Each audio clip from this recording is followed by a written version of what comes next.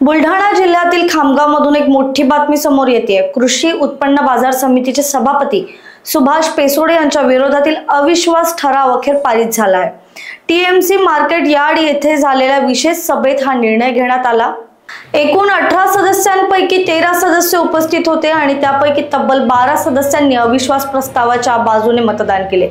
स्वतः सभापती सुभाष पेसोडे यांनीच विरोधात मतदान केले। पीठासीन अधिकारी म्हणून उपविभागीय अधिकारी डॉक्टर रामेश्वर पुरी यांची उपस्थिती तिथे होती आणि अविश्वास ठरावावरून खामगाव शहरात दिवसभर तणावाचे वातावरण होते।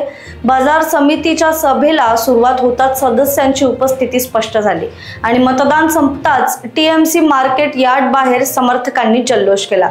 या राजकीय घडामोडीनंतर बाजार समितीच्या पुढील नेतृत्वाबाबत सर्वांचे लक्ष लागले आहे।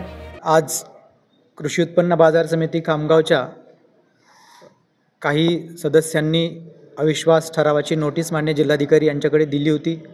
त्यानुसार प्राधिकृत अधिकारी म्हणून आज अविश्वास ठरावाची बैठक पार पडली।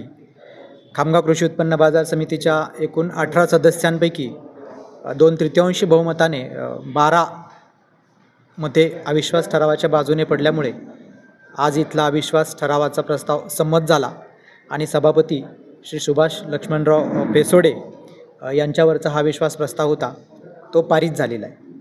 आज दिनांकाच्या 14 तारखेच्या सभेसाठी प्राधिकृत अधिकारी म्हणून मला नेमण्यात आलेलं होतं। त्या पुढची प्रक्रिया हा प्राधिकृत अधिकारी यांचा विषय नसल्यामुळे त्यावरती मला भाष्य करता येणार नाही। Bureau report, Lokvahini media, Buldhana.